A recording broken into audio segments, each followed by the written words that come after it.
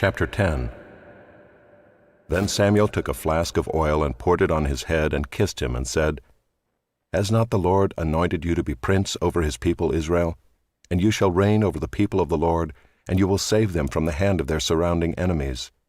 And this shall be the sign to you that the Lord has anointed you to be prince over his heritage. When you depart from me today, you will meet 2 men by Rachel's tomb in the territory of Benjamin at Zelzah, and they will say to you, The donkeys that you went to seek are found. And now your father has ceased to care about the donkeys, and is anxious about you, saying, What shall I do about my son? Then you shall go on from there farther and come to the oak of Tabor. 3 men going up to God at Bethel will meet you there, one carrying 3 young goats, another carrying 3 loaves of bread, and another carrying a skin of wine. And they will greet you and give you 2 loaves of bread, which you shall accept from their hand. After that you shall come to Gibeath Elohim, where there is a garrison of the Philistines. And there, as soon as you come to the city, you will meet a group of prophets coming down from the high place with harp, tambourine, flute, and lyre before them, prophesying. Then the Spirit of the Lord will rush upon you, and you will prophesy with them and be turned into another man. Now when these signs meet you, do what your hand finds to do, for God is with you. Then go down before me to Gilgal.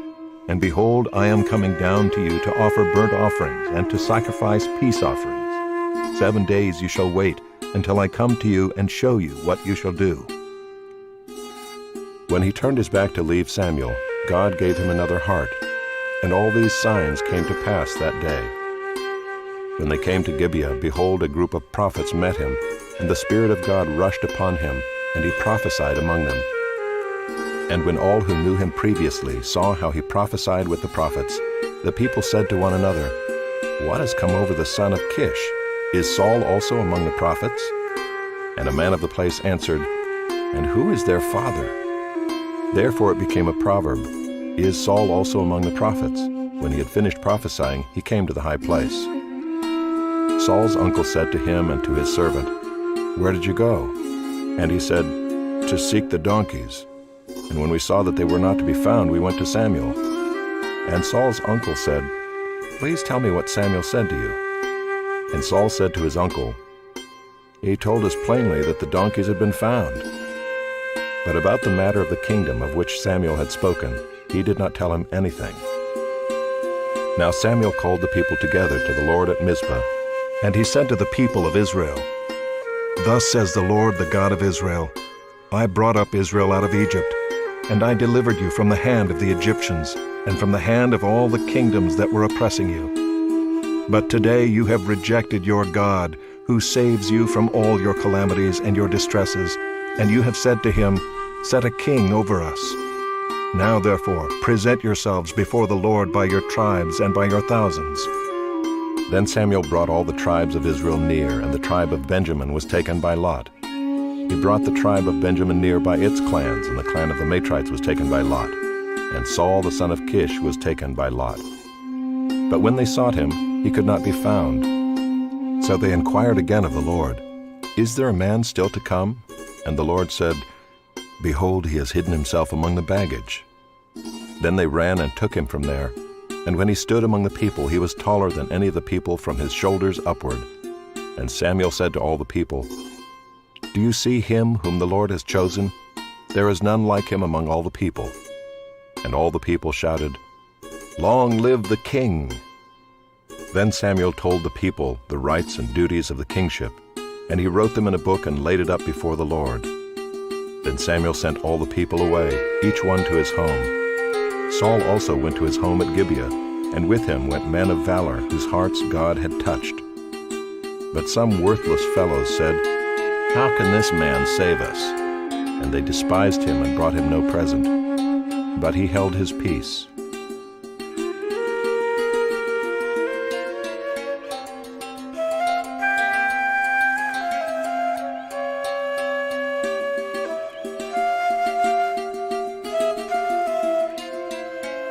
Chapter 11. Then Nahash the Ammonite went up and besieged Jabesh-Gilead, and all the men of Jabesh said to Nahash, Make a treaty with us, and we will serve you. But Nahash the Ammonite said to them, On this condition I will make a treaty with you, that I gouge out all your right eyes and thus bring disgrace on all Israel." The elders of Jabesh said to him, "Give us 7 days' respite that we may send messengers through all the territory of Israel. Then if there is no one to save us, we will give ourselves up to you." When the messengers came to Gibeah of Saul, they reported the matter in the ears of the people, and all the people wept aloud.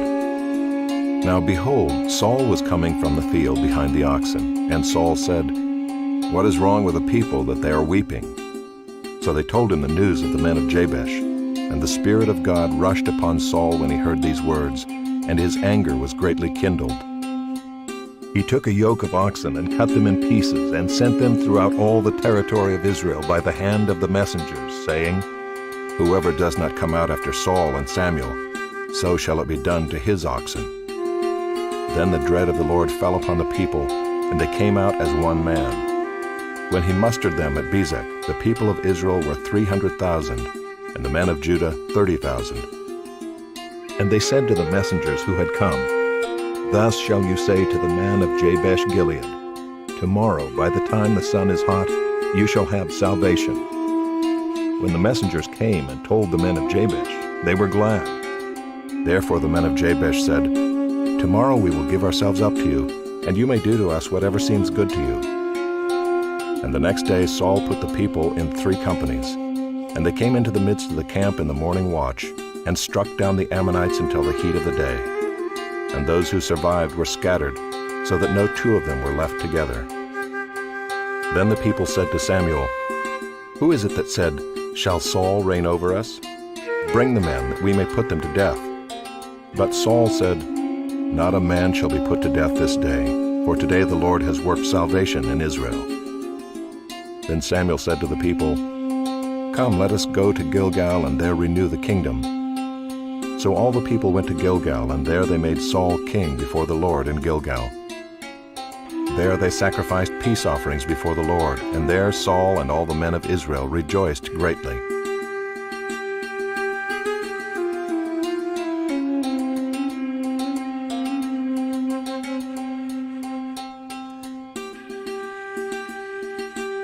Chapter 12. And Samuel said to all Israel, "Behold, I have obeyed your voice in all that you have said to me, and have made a king over you. And now behold, the king walks before you, and I am old and gray, and behold, my sons are with you. I have walked before you from my youth until this day. Here I am. Testify against me before the Lord and before his anointed. Whose ox have I taken?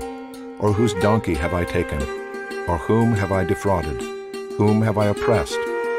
Or from whose hand have I taken a bribe to blind my eyes with it? Testify against me, and I will restore it to you."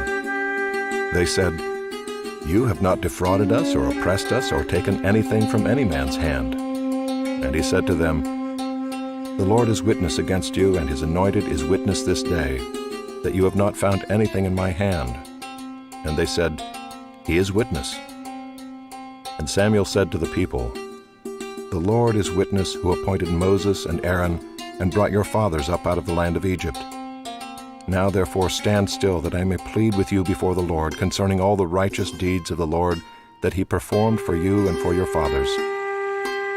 When Jacob went into Egypt and the Egyptians oppressed them, then your fathers cried out to the Lord, and the Lord sent Moses and Aaron, who brought your fathers out of Egypt and made them dwell in this place. But they forgot the Lord their God, and he sold them into the hand of Sisera, commander of the army of Hazor, and into the hand of the Philistines, and into the hand of the king of Moab. And they fought against them. And they cried out to the Lord and said, We have sinned because we have forsaken the Lord and have served the Baals and the Ashtaroth. But now deliver us out of the hand of our enemies, that we may serve you.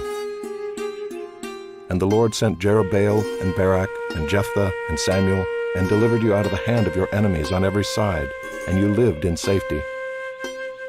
And when you saw that Nahash the king of the Ammonites came against you, you said to me, No, but a king shall reign over us, when the Lord your God was king.